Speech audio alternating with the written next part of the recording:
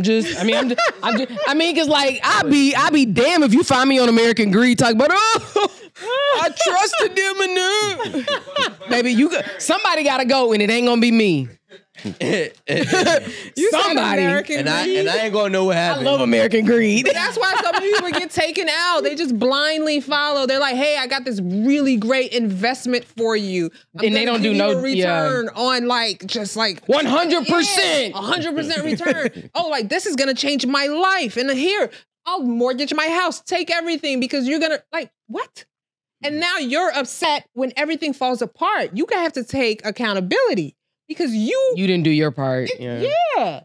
And now you're bitter, you're resentful. So now you get somebody else charge. I mean, maybe, and that's maybe. But you understand what I'm saying? Like, they gotta be scared. Like, man, just think about it. Like, sometimes you believe in the vision and what they're doing, and a lot of times, and I think this is the case, and probably in more so the case, you believe in the person. Mm-hmm. So I think believing in a person is probably what gets people, yeah. But a lot of times believing in the person and knowing their acumen, knowing their connections, knowing their ability to be dynamic, that they have what it takes to do this thing, So I just think the easiest or the best thing to do is just really do as much due diligence as you can, such that if things do go awry, you don't feel the need to hurt somebody. Yeah. Nah, but the thing is, let's be real, and maybe we shouldn't say this on camera, but don't. I don't believe there's any of the powerhouses that did not resort to crazy things.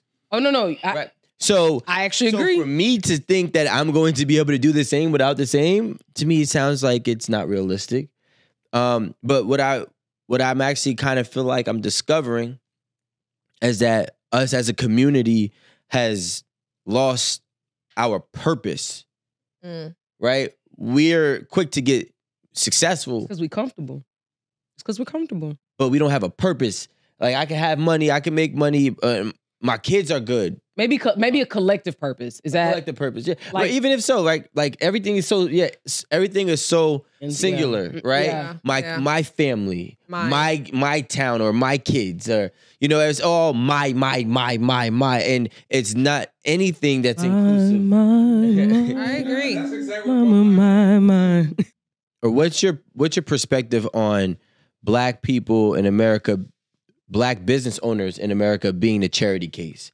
Instead of saying, hey, come purchase my product or come buy into my service or my business because I'm good, it's come over and support me because we're the same color.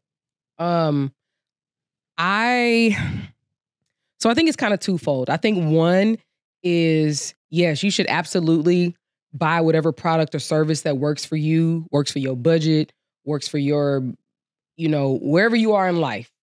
You might need somebody to come and hang a TV. You might not like your TV perfectly straight. So you willing to, not deal with the best company out there. You know what I mean? But if you're a stickler about stuff like that, then you should go and find the absolute best person out there that does it. However, I do think that people who are the global majority, but are the minority here in this country, I do think we have to be very conscious of where we spend our dollars, because we want our money to circulate in our communities as much as possible, just like the Mexicans, just like the Jews, just like everybody else. You go to Long Island and it's all Italians or whatever. They want their money to circulate within their community. And I personally don't see anything wrong with that. But I also don't think that a business owner should feel like they should be supported just because they're Black. I think they should feel like, I got the best service, so I'm gonna get those customers, and it's a Black-owned business, so I'm gonna get all the people who are conscious of their dollars and how they spend. They're also gonna come, or they're actually gonna seek it out. They're gonna not best hairdresser or best SaaS computer company or product software company. They're gonna type in That's black right. owned, SaaS, best, whatever. So you can get the best. And if they happen to be black owned, that's even better, you know? But I do think that we have to be more conscious of how our dollars are spent because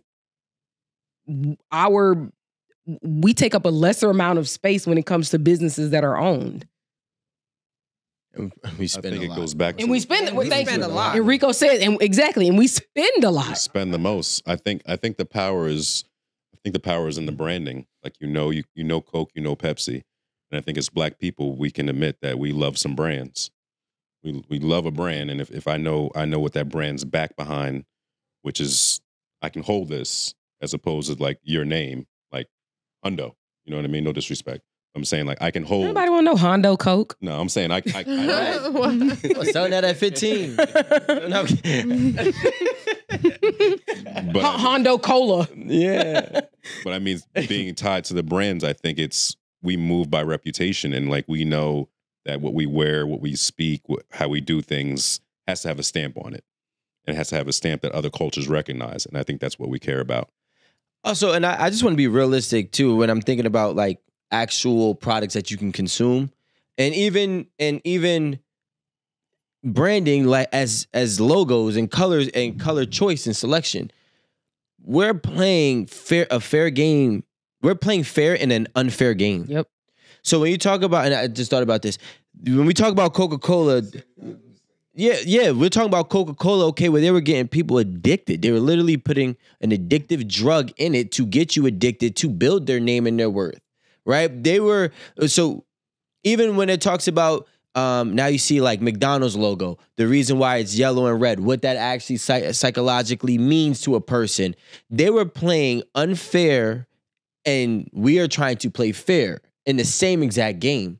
And I don't think that we can be successful like that. Mm-hmm. So that's why I feel we get to that point where it's like, hey, I'm black owned, support me. Because we have to do the most just to like unprogram your programming, you know, to really see us as the same product or the same service. Now, unfortunately, I don't believe every black person should be a business owner, right? Because it's giving out a bad rep for a lot of other good black businesses. That customer service be tough. Yeah, and It seems like the only people with bad customer service and they get away with it is Jamaican restaurants. I don't know. No vacation, or actually no Here. You're right, because I ain't gonna lie. The worst, only places. Because you want the food. No, we expect. No, I already expect the service to be bad before I walked in there. Do you? Yeah, You know, that's like the only place that the only business I can think of that the customer service is garbage. Chinese And restaurants too, like Chinese joints. yeah, you're right. and you know what? And I'm just being real. As a community, it's like sometimes you don't even want to deal with your own community when you're selling products to them. I was in Detroit last weekend, and I'm at this bar. I'm getting food. We just finished filming, and there's a guy and his girl. Is a black guy with a white girl, by the way, right? And just wanted to throw that out there. I mean, And, I hope he love his queen. Well, look, so this nigga was acting crazy. So this is how he problem solved. This is how he problem solved, I guess, the fact that his food was cold and he didn't like it. He says like, yo, come over here. Nah, take this shit. I don't like it. Shit was cold. And then he pushed it. It was cold and it wasn't even good. We out of here. Like, we leaving. And I'm like, damn. Like, I can understand you're upset, but why do we have to, handle this situation that way? Yeah, that is a. But you get what I'm saying? Like, Are you not used to I don't dining? feel like white people are even bold enough. They do some snooty. Oh no, ways. They do some snooty, but like they'll do it. But they do it in a different way where it's like very it's offensive, condescending. but it's not. Yeah, it's like I could never, and they might throw a fucking. Like people are the just lemon. loud with it. Yeah, like I can't wait to report this, and it's like, all right, whatever. I fucked up, but like that's because they have privilege. That's the difference. well, can we have some privilege too? Like, because I don't mind you cursing me out, but just have some more privilege. Like, But we don't cursing you out, dole but- out the privilege. Like, use your words. We're not the privileged dealer. yeah. Like, use your words. Like, you can express that the food is cold. You can express that And that's you don't for like the anybody, food. yeah. Like, you don't have to yell, and you be a don't dick. yeah, that's just like somebody that was raised in a barn. Yeah. The voice. I got an email, right? And it was a long complaint. And it was a long complaint. That would have been me though. But no, this was a different type of complaint. And here's the worst part. I was not in the wrong. So this person purchased a pair of sunglasses. In the description, it says, will release and ship in 2 to 3 weeks. He purchased it 7 days ago. So now he's like, or she, I don't know what it was. So they can't read. Or they didn't do their due diligence, right? So he's like, and this is what I'm talking about. I try to support a black-owned business, and this is what the fuck it is. It's always a problem. I was like, actually, you're the problem. And I sent the screenshot because I clearly indicated right here that there is going to be a delay in shipping. I'm good for a screenshot, right? And then he's like, "Oh, my bad. I'll wait." You know shit. Exactly. I'm not gonna lie. You really I made that nigga Rico, wait an extra week. Rico, because- you really didn't have to say nothing. All you needed to do is snip that one little piece, paste. I do this shit every day. No, I was about to send a refund because the button is so easy. I'm gonna tell you what you're not gonna For your get. review. For your review. Baby, people be like, well, what happened to, I don't even respond. I literally go and find the thing and I screen. No, I don't type shit. Screen, do a little snip. It's called a snip. I just paste it and I press send.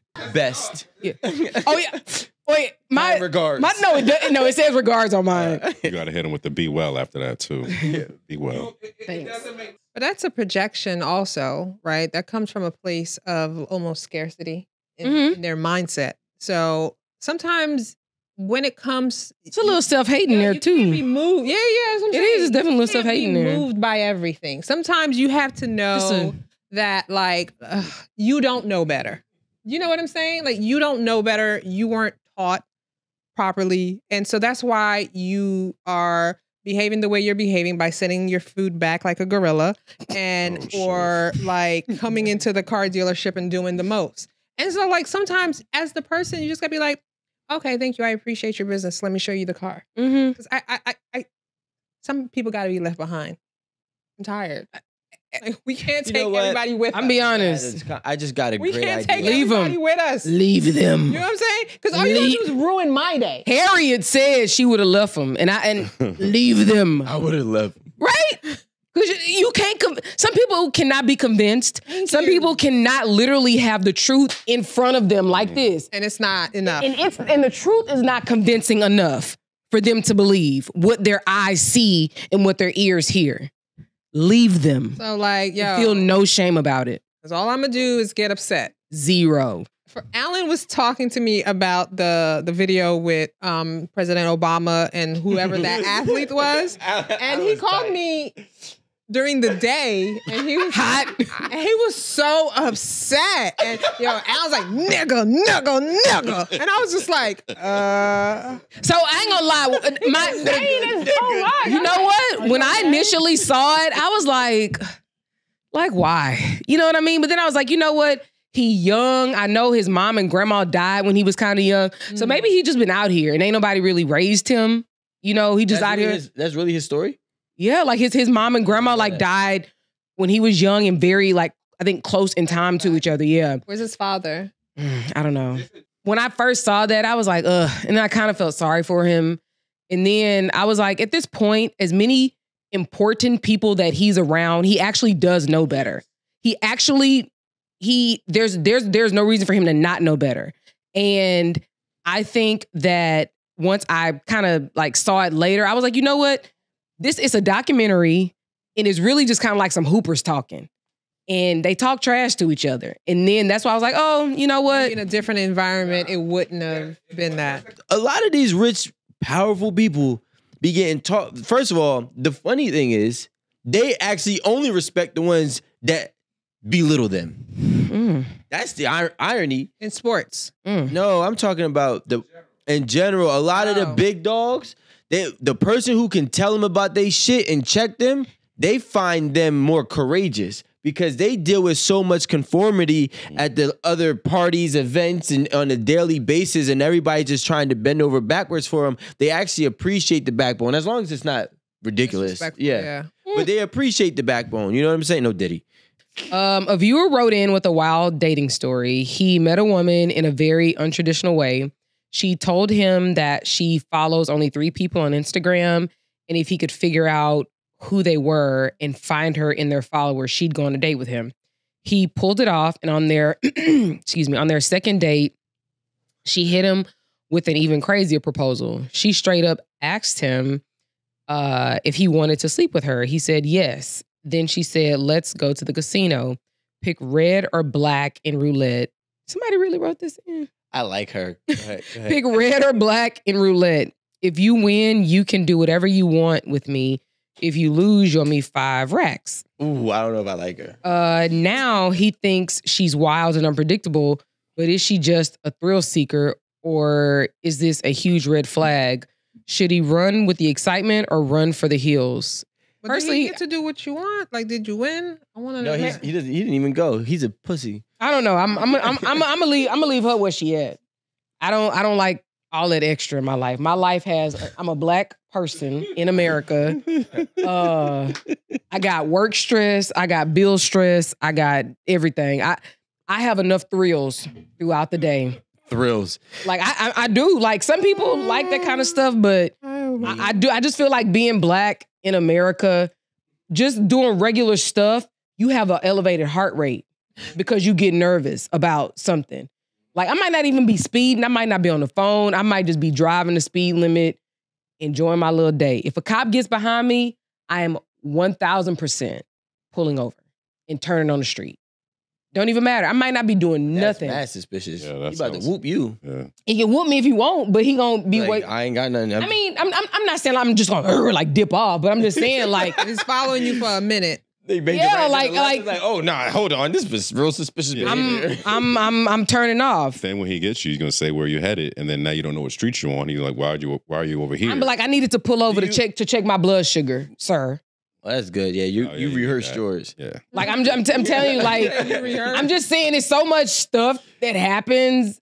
There are just things that like I don't you need know, the thrill. yeah, like I don't need no thrills. I don't need now thrill in my life. Well, I ain't gonna lie. She No. 5,000 a little too much, but she had me. I like. See, get I this like- crackhead Negro. I like this. He want a thrill. Mm-mm. You know, for me, it's not a thrill. It's just Bye, Rico. a splash. You know. It's a fruit. I need. You know what it is? I need something different. You know, I don't. Excitement. Yeah, because I already have routine things that I'm doing. I love a routine now. But now, I'm not gonna break my routine, but I will love a breather from my routine. And if she can supply that with like, hey, listen, you can do whatever you. First of all, you had me at casino, right? You a gambler? Yes. Oh, see? I be gambling with people's lives every day. No, I'm kidding. I'm messing around, but Eating 2 worms. but yeah, I definitely I gamble. I was just.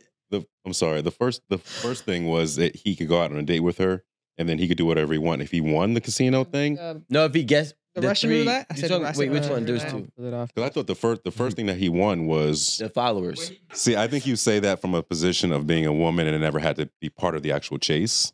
That right there, that scenario, like as a man, as like a hunter and hunting women, like the first part of that, I love that part. The second part, casino thing, because you just sound like you're trying to get money out of me. And why? No. If you win, it's See, you like that. But let me tell you something about me. Let me tell you something about me.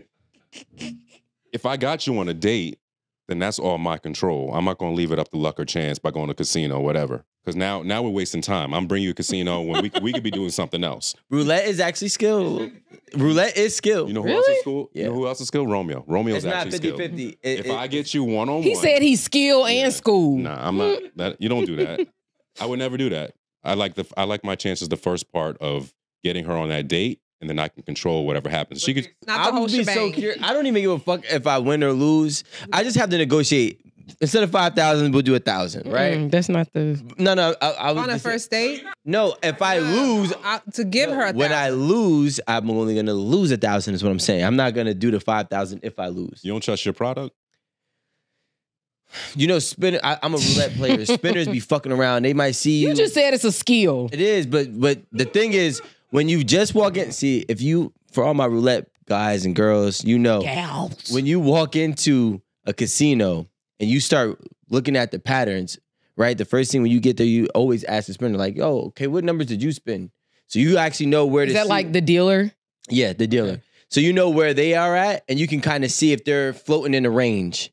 You know what I'm saying? So now, Wait, can I ask a question just because I don't know roulette? Is it like a manual spin or is it like It's a a table. button? They like Yeah. put that ball around. well, there's two. There is an electric one, Okay, that's what I was. but I don't fuck with those. You don't know what Okay, the fuck okay. you gonna get. I don't lost bad. But with that's those. that's why I'm asking because Yeah. the house is already playing with that. Yep. No, live spinners only. So live spinners. So there's Gotcha. somebody who's sitting there and they put the little ball in the roulette and they just I did this. they spin that shit. Wheel of Yeah, Fortune that sounds has. very 50-50.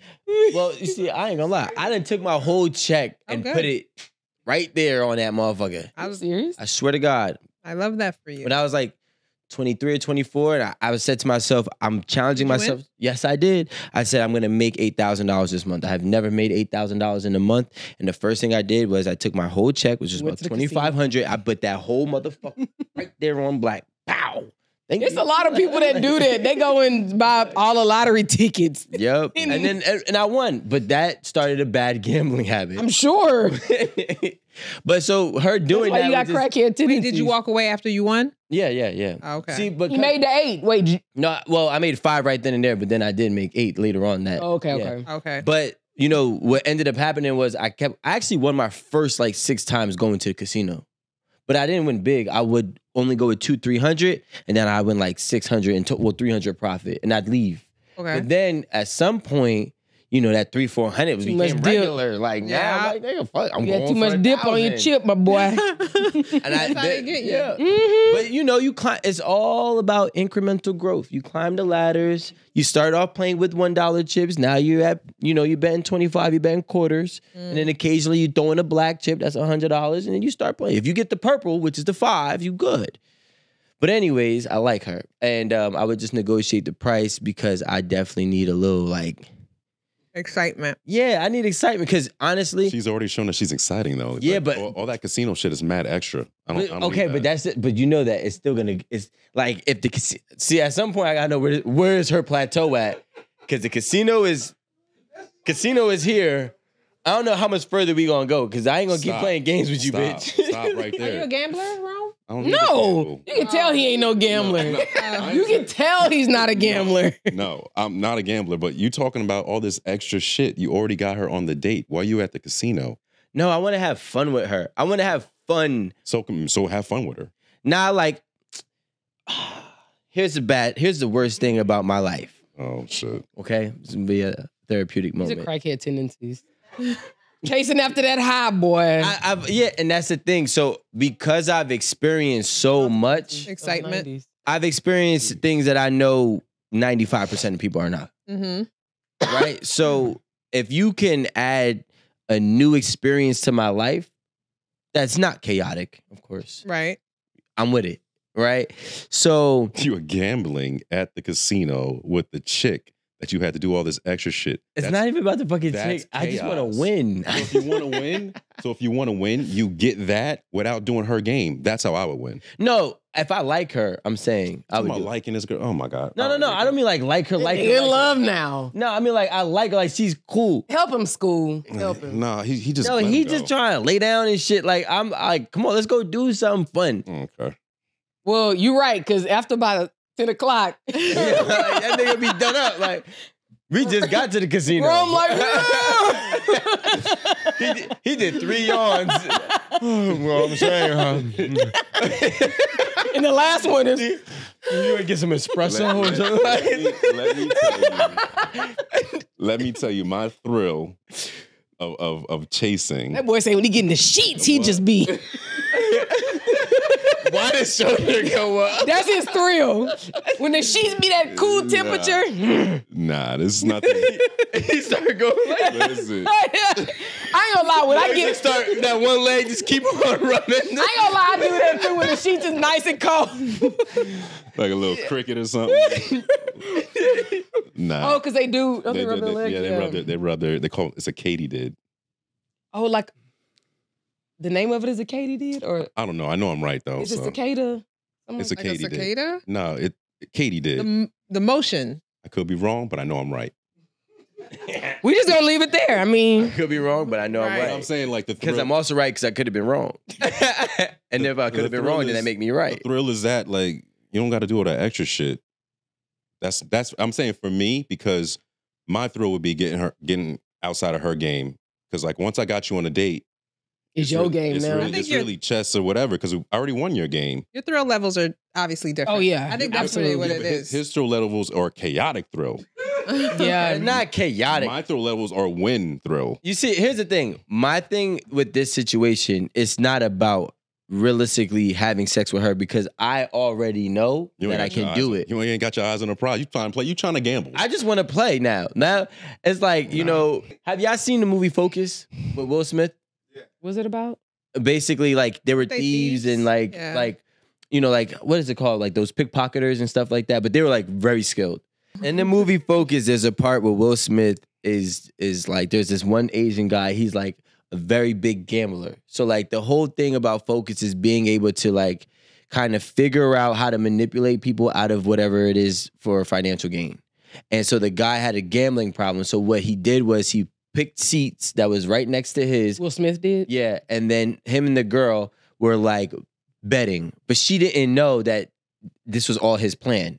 So like they're betting like stupid shit. Is it going to be a pass or a run on this next play? They're at the football game in the skybox. Gotcha. And, you know, the guy heard and he got excited and he's like, I just want to play. That's how I feel. Like, I just want to play. That's all. I just want to play, you know? You gonna get your ass scammed. Hello. It's all right. Like, I'd be like, And out of money. right? No, wait. oh, nah, I ain't gonna get. First of all, if I hand over 5,000, I'll be so upset she'd give me sympathy pussy. Right? No. Come on, you paid 5,000 for pussy. Huh? Yeah. What? Yeah, it's not new. Oh, 5,000 is crazy, but it's He not ain't new to but- this. But 5,000 is crazy, but you know, it wasn't the pussy, it was the $5 is experience. crazy. And they had free alcohol at the casinos, so I could drink away my pain. I got free alcohol in my house. No, it wasn't free. It's not free. That was not. It's prepaid. What do I? His alcohol in his house. Yeah. It's free. It's prepaid. Okay, so recent studies indicate a Polarized. significant rise in loneliness among men, with societal discourse often attributing blame to various sources, including women. However, data-driven insights suggest that the Oh no! I promise. I wasn't even doing that. I was legitimately clearing my throat. Let me clear my throat. Sorry, I know everybody here is like just so shell shocked. Well, I was laughing and I heard his laugh, and I thought y'all. Oh no! I was legitimately clearing my throat. I'm looking at your reaction. Go ahead, read it, Rome. Your reaction to What'd you say? What'd you say the other way? I wasn't even My coming. glasses off now. All right. However, Data-driven. What's so funny? you said dater. However, data-driven insights suggest the roots of this issue are multifaceted and deeply ingrained in societal norms and personal behaviors. Understanding these underlying causes is crucial in addressing and mitigating male loneliness. The current landscape of male loneliness. Statistical overview. A 2021 study revealed that 15% of men reported having no close friends, a sharp increase from 3% in 1990.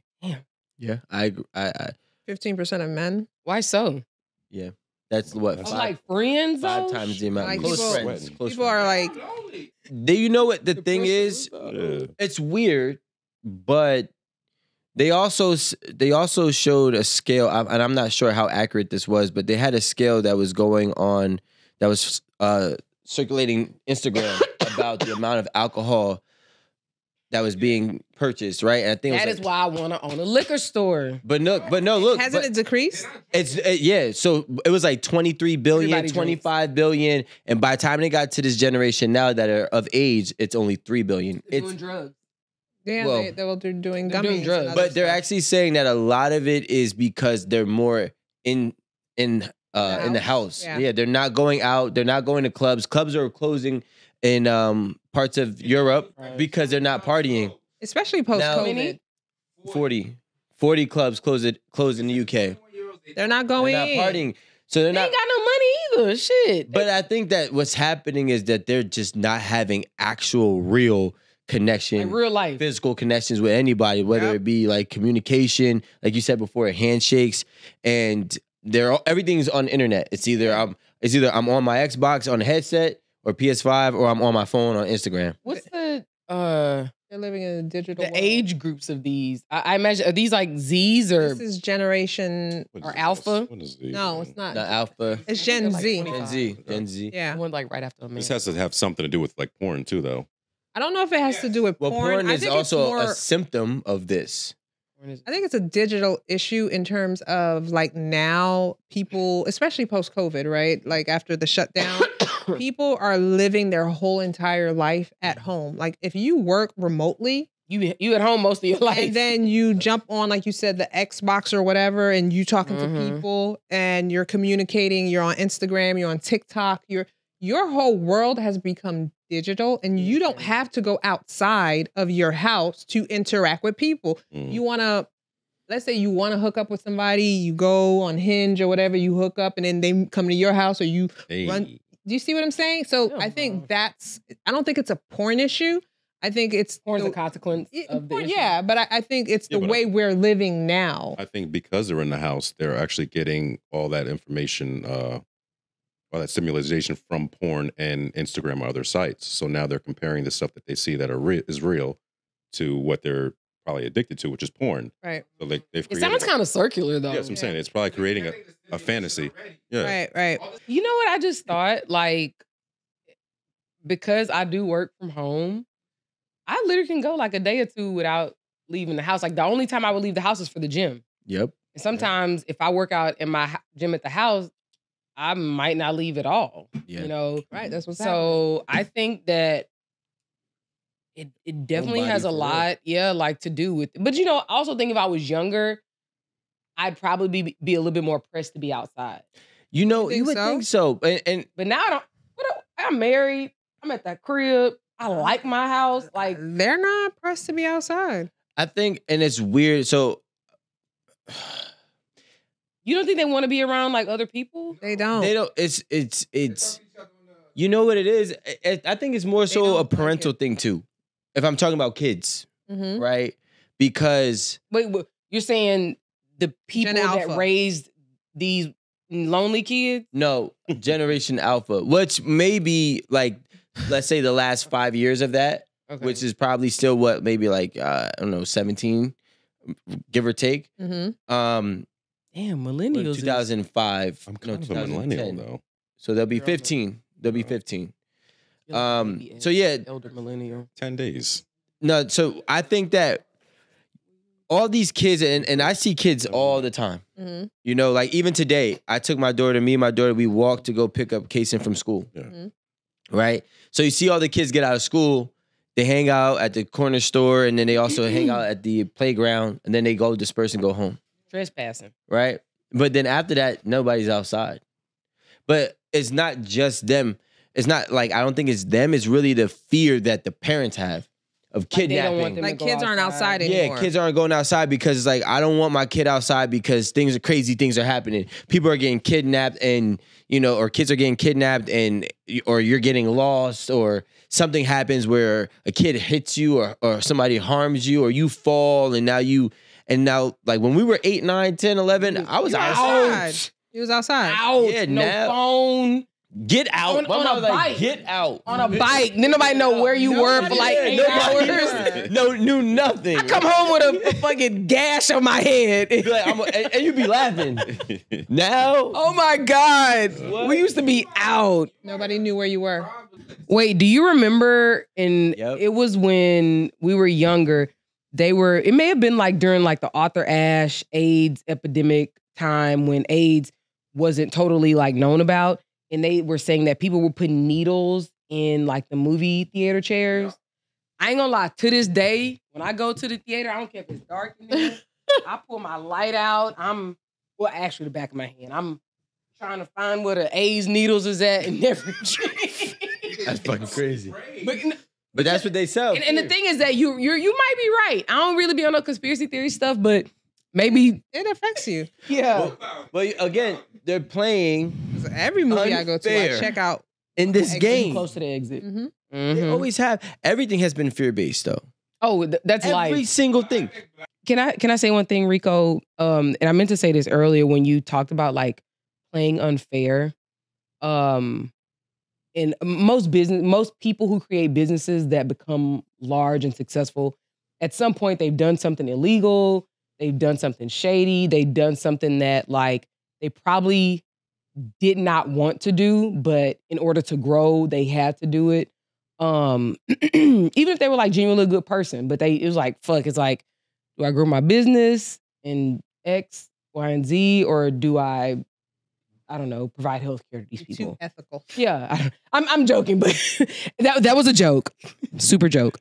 But I think that a lot of times that Black Americans, and specifically Black Americans, that we get played because of the amount of humanity that we have, and people, because we have humanity, people play on our humanity.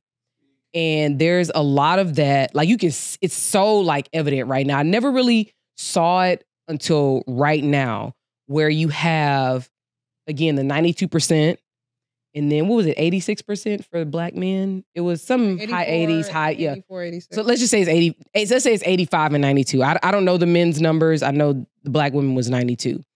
And, you know, typically we're the first ones to like, let's rally, let's get on a call to raise money, let's do X, Y, and Z.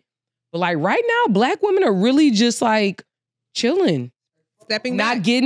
Really stepping back and not getting behind movements that we typically would, because I think we have now understood the amount of times that whether it's your money that you've put forth, your resources, your time, whatever, we've been played. We always show up. Yeah, we always show up. Always. For everybody. For other people, for other races, for Black men, for Black children, even matter of fact, for kids, period, for children, period. Like, we do stand up for other people. And I think that the reason that we have sort of been comfortable with stepping back is that we realize that our humanity is what's been taken advantage of, because we care about, you know, like your homegirl at work, she might be like a white chick, but you like her. So you don't want to, she come, oh, they did such and such to me. She be like, girl, let me tell you what you do. You go fight. Yeah. Yep. You know what I mean? Because she doesn't have the strength. Or she don't even know the rules how to fight back. Yeah. You know what I mean? Other than crying. We break the rules. You Like, know? you ready to just go like, Yeah. you show up. I'll be like, girl, let me tell you what you do. Yep. Write this letter, CYA. You know what I'm saying? Like, we'll do all of that. But it's like, it's because now we realize like they've been playing on our humanity. Like, everybody wonder, oh, where are the Black people? Why y'all not standing up? What happened to all the Black and brown unity, this and that? We had it until we didn't. And the thing is that it's sad that Black women have had to like really step back, because I do think that's probably a big part of like what our contribution is to society in this country. But can't do it anymore, especially when it's not to our benefit, and it's not to the benefit, not even to us, but our community. Sounds tiring. Oh, I definitely think it is. Sounds like it's time for war. I don't know why we just don't do what we have to do. Like, You always ready for war. but I'm not saying like, you know, murder, kill, guns blazing war. Oh, that's what I would. No, I mean, like, war is beef. Like, we don't understand that there's a real war at hand. I agree. But it's a war at hand, and we're still trying to Y'all play literally saying the fair. same thing. Okay. Yeah. And that's why I'm like, yo, why do we sit here and try to do it this, you know, politically correct way? You're right. And the politically correct way was only meant so niggas didn't ever surpass right. wherever the You're right. threshold was. But that's why what Aaron is saying, people are waking up. Women are waking But up. that's the thing. You know why we were doing it that way? Is because of our humanity. Like, I think a lot of times because we know what we've been through, we're not going to necessarily want to see somebody else go through it. I don't even, sometimes you're like, man, I wouldn't even wish that on my own enemy. I wish it all on that. It's like, why not? Let 'em Why go. not? Yeah. Yeah. You know what I mean? You're my fucking enemy. Why not? You should fucking know Greece. You know what I mean? And I just think that our humanity is played on because we always come from a position. I think Black Americans, it's really hard for me to speak for Compassion. That it's not even forgiveness. And it's just because compassion. of us, because we be like, show some It is. grace. No, I'm not showing grace. It is. You should show grace to Nah, us. the grace. No, to Nick, each no. other. Yeah. No, Like, the thing is, Us. my thing is this. Once we do one thing one way, it's hard to differentiate them for different situations. What do you mean? yeah. So like, if I get into the habit of showing grace and compassion, I subconsciously program myself to do it in other situations. But you have to know who your enemy is. Yeah. Not everybody's your enemy. Like sometimes no. I'm your ally. Yeah, but with the times, if you said sometimes, that means you're not really my ally because there's times where No, you're I'm my enemy. saying like as a whole. Like do you see what I'm saying? Like sometimes that person is your ally. They're not your enemy. But I don't think that there's such thing as alignment, and sometimes you're on my team and sometimes you're not. I'm not saying sometime. Okay, let me rephrase it. Some people are not your enemy. They're your ally. Yeah, but the ones that are your allies, there's no grace that needs to be given because everything is understood. Yeah. No. I'm saying we're moving correct, right? Now, if I'm already showing grace, that means I'm making exceptions to my boundaries and my rules. And if I'm making exceptions to my boundaries and my rules because of you and whatever it is that you represent, then I can also find a reason to do the same thing over here and over there and over there and over there. Listen, if you don't fucking play, you still lose. Like, let's make sure that we understand this, okay? If you don't play, you still lose, right? So the only way to play is to play the same way that they play, okay? And they is whoever they is, Yeah. right? So That's true. I'm not about to sit here and you're not going to convince me to pick one or the other when I can just pick us. That's not included in either of them.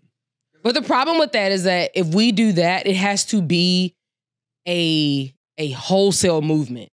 It can't be, let's say there's 100 million Black people in America. It has to be like 90 million of us who are on that same page for it to make a difference. Otherwise, everybody has to still pick like the best of the worst. But what I think is this, right?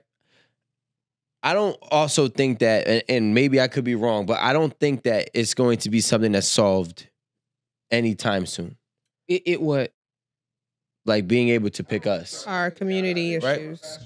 But the fast track, It's- in my opinion, is going to be, because, and I don't know if this is a thing, but I wonder how many Martin Luther Kings or Malcolm X's there were that failed before they actually were able to have those two. They weren't Martin. They was like Jesse King or like DeMarcus King. But what I'm saying is, you have to be somewhere, right? So even if you're not let's just say we're not, Even if you're not the one, you're the two. yeah, You're part because of like, it. Yeah, like Medgar Evers, A. Yeah. Philip Randolph. There's a It's like a it's ripple. a There's a whole snowball. slew- yeah, there's a it's whole like slew of people, The snowball yeah. effect. So like, we got it, but we have to start it off because I mean, I'm not saying that there isn't any that exist right now, but we there have definitely to, are. yeah, Yeah, but we have to like, so we collectively make the snowball a little bit bigger. Maybe it might not happen in 15, 30, 50 or 100 years, but maybe that, we've impacted the youth to want to get involved. And then by that time, there will be somebody who's the face who have got collectively enough of us to implement change. and that's typically who it is. Like when you think about it, like Fred Hampton was like, I think under 25. Mm-hmm. Like Huey Newton, I think he was maybe early 30s, but he's like a PhD. Like, like it's always the youth. It's always. And I'm saying the youth because we're actually all far like beyond the ages of like the people that end up doing the work Yeah. to make things happen. But we plant the seed, yeah. right? Yeah, you're part of the collective. Listen, if it was on the table then, not on the table now, that means it was never on the table. So I don't even think it's worth talking about. I think it's because What? you got to decide if you want a revolution or if we want reparations. And I think our generation wants the I money. want revolution. And I think the younger, what is this generation, whatever y'all call these people, they're ready for a revolution. What is the revolution? Tell me that. When This was Rico's talking about going to war. Pow, pow, pow. That's the revolution. If we get on one revolutionary mindset, I actually because disagree. we don't have any. If you're talking about Huey P. Newton and everybody else, those are people of the revolution. There's nobody we can look to for that. So I think that with economic stability and having an economic increase like across the board, which would be reparations, that in and of itself is a revolution. It literally creates a revolution. You have to keep us on the same mindset to accept that. The younger generation has convinced us, listen, we're either going to revolt. They ain't convinced me of shit. So then you want the reparations. Oh, yes. That's what she's saying. You repair. I don't believe that reparations is going to be the solution, because by the time they don't post this shit. Well, by the time they give us reparations, they're going to already have figured out a way To take it back. Thank you. So it's a reparation, and we can't be. Revolution is the only way. And I said this before, and I'll say it again. When the foundation of the house has mold, it needs to be torn the fuck down completely, and it needs to be rebuilt and reestablished. Huh? It just Remediation. Remediation. Y'all gotta burn down the house. You just need remediation. So you want the reparations?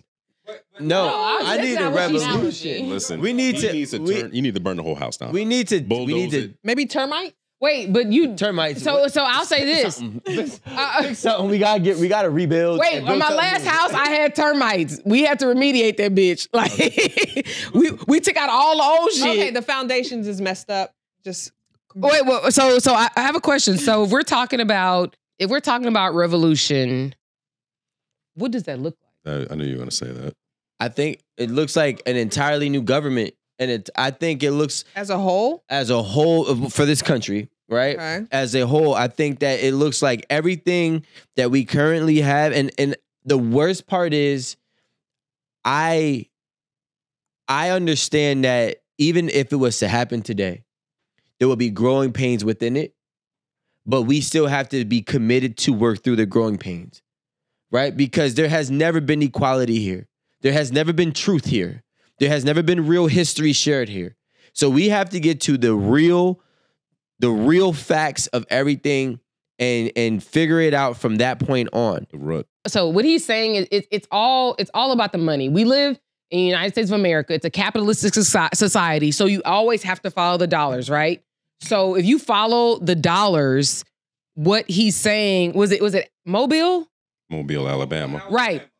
So what happened is that for 8 months, they had stalled the buses. They weren't riding them hoes. They wasn't giving them no money. They was walking. And obviously it was set up for that. So they could walk. No, but I'm saying like they could walk 2 miles. None of us live 2 miles from our job. You know what I'm saying? Mm-hmm. So they could walk their 2 miles. If you were further out, they had a carpool situation set up. Or like they had a robot, like a bus, like somebody to go along and pick people up, so on and so forth.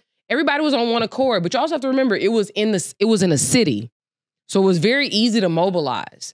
So going back to like there being regional leaders, it's important, and I'm gonna say it right now. Like even though like Jamal Bryant is an incredibly flawed person, I think that him being from a black church in a mega church, if you will, that says a lot because ain't no other pastor standing up.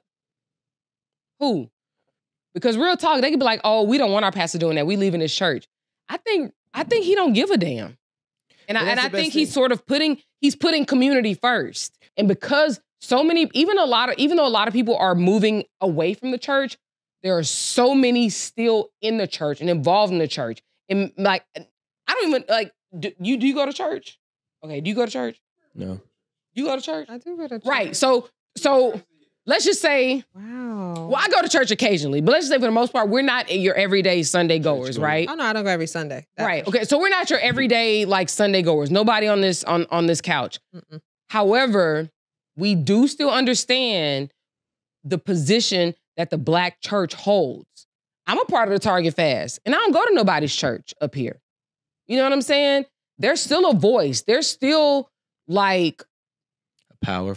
the power. And really, this is not a democratic thing. This is a Community thing. Yeah, this is a community. This is black people and black dollars. But that's all it is. So that's also what I kind of want to steer away from. So like we were using the example about Rosa Parks and the bus company, and then we basically boycotted it for 8 months, and they were going bankrupt, which allowed them to change their infrastructure and their rules, right? We can't accept that though. That's not a revolution, right? That is just a Band-Aid. We got to say, fuck the money and fuck the rules. We want, if this was a business, Make our own. we want equity. Yeah. I agree. want to be a rule maker. I don't want you to fix the rules for me. Well, but Rico, I think that's the blueprint. So I think back then there were the financial means to have like full scale to serve everybody. It may not have been there, but I think the means are here now, and I think the also the means to organize are here now. But so and to churches, and this is just my personal bias. I already know where you're going. They're ruled by the money. So if they give them a couple dollars, they're like, okay, you know what? We've confined. Yeah, but that's why. But that's why I said Jamal. I really do think that Jamal Bryant is on Doesn't something. care about it, Yeah, yeah. exactly. I agree. He's on something different right now. But that's what we need. We need people who, again, and I posted this on my Instagram. It was from Batman, right? And Batman, The Dark Knight, Alfred was talking to Batman, Bruce Wayne, and he was saying that the problem with the Joker is, he had this whole long story and said the problem with the Joker is there's some people that you can't reason with. There's some people that you can't purchase. Fools. There's some people that there's nothing you can offer because they just want to see the world burn. Now that's not what we're looking for, but we can't be able to be bribed. Yeah. There cannot be a consensus here. There is no middle ground. The only thing that we can do is say, we want this, and this is equal equity, ability to make rules, laws, legislature,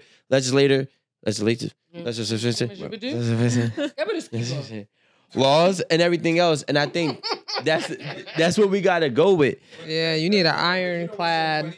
Yeah, but because there's always a Judas in the group. What?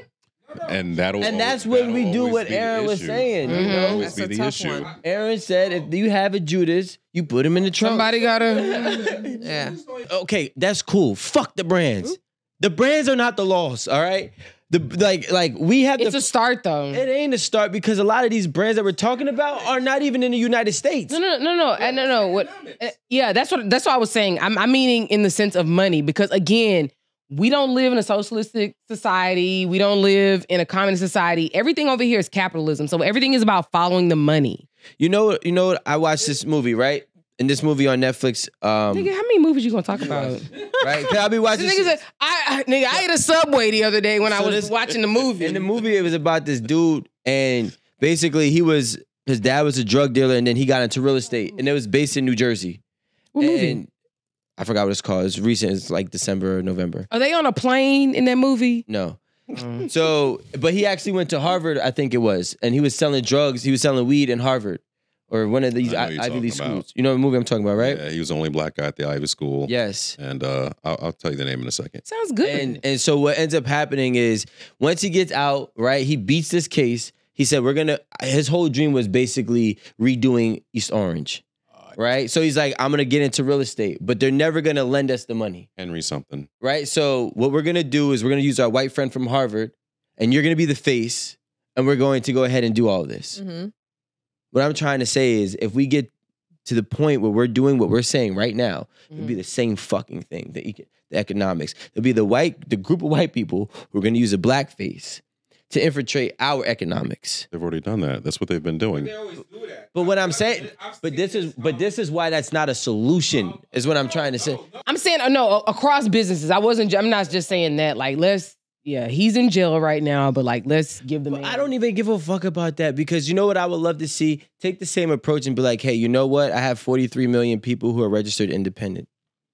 And then what I'm going to do is if you want to get our vote, we have to have a say-so inside. You know who can do that, right? So the ironic thing is that like the money is important because that's how you gain political leverage, right? So it's like I get both Different sides, type of right? Like he is no. But again, who can do what you say? What you saying? Stacey Abrams, Killer Mike. both from the same state. Mhm. But and the only reason I say this because like Stacey, but do you understand what she was able to do in one election cycle? What I do believe is that because she didn't win, she's doing. I'm gonna say I believe, like I actually know she's doing other things. But Stacey Abrams is a person who can mobilize. I don't know what kind of juju she got going on, but she can mobilize a movement and a people. And to be very fair, like her being like, she's not from Georgia, but like her being in the state of Georgia and like that's where her, situation is. And when you have somebody like Killer Mike who's so involved right now, he ain't just talking. He knows exactly what he's talking about. He understands like the ins and out of like politics and like money as it relates to politics and power, so on and so forth. Like really putting them two together, if they can mobilize that movement there, and if it can happen in Atlanta, it can literally be copied in every other big city where there's a strong Black population. Instead of making it regional. Mm-hmm. But she's saying if We're talking they can about, mobilize and listen, push that message, then that would be the revolution that we needed. right? Like not in a theory. She's giving you a tangible method Because of they've happening. already done it. Right. But to get us behind, like to get, I ain't gonna say us, but like to get people behind a certain thing, I don't even think they need convincing. I actually think they already know, to be very honest. Like Stacey Abrams is like on some like savant genius type stuff. I'm just saying I think that if there are people who could do that when it comes to us, it's Stacey Abrams and it's Killer Mike. I really do, because and there are others. I'm not saying there especially in Atlanta, there are others for sure. But I think as far as like being like a beacon and like a voice, and people have shown to follow them, like it's a thing. Proven model. Yeah, I think they can do it. And again, if it can happen in Atlanta, that means it can happen in Chicago. That means it can happen in Houston. That means it can happen in Miami. Like any place where there's like a huge Black population, especially an upwardly mobile Black population, I think it can happen. But again, all of this, like if I could just put everything in a nutshell, all of this has to do with community and how we really do need to repair our community, which requires us being responsible for each other. And by being responsible for each other, that means we need to be checking each other. I'm sorry, like we have to start checking bad behavior. I think that is like just number one. You know what I would say? And I do agree with you. But at times when I think things are really, really, really fucked up, It's not worth it. it's not that it's not worth it. It's just that I believe you got to work backwards. To undo it. Yeah, what do you mean? Yeah. So like, because right now I feel like for us to, as a community, to kind of get on board, we done been sold so many dreams by even our own people. Mm-hmm. To get on board is not going to work, but I got to be seeing them already doing it to say, you know what? Wow, this is something I should be a part of, and allow the leaders to lead, and then we'll start to have a community. We'll start to hold each other accountable. But I'm talking about the basic community. I'm just saying, like, I don't think it's going to happen. Really? Ain't no hope. I mean, oh damn. Ain't no hope. Well, honestly, like Rico, like when I'm talking and I say like community, I'm thinking like my mom's street, right? The people on my mom's street, the older people, they're like my grandmother's age, and they're still alive, whatever. They're still on their homes. They're a part of the thread of our area. And then you have the kids who are next and who own the homes now, and they all know each other. So it's like I can walk down. I remember one day I was like walking down the street and like a fucking dog was like chasing after me and my sister-in-law. It was so ghetto. Jesus Christ. And like a dude who knew The dog? No. A dude who knew another dude that knew my uncle, like growing up, I guess in the area, like just like rescued us. He had like some fucking garden shears and like smacked the dog with it. And me and Chandler like was rescued or whatever. But again, that Crazy. right, no, like with fucking garden shears. Like, but that goes back to community. Like they really don't even know me. They know I'm a Joe Bear. That's all they know. You know what I mean? So they're looking out for me.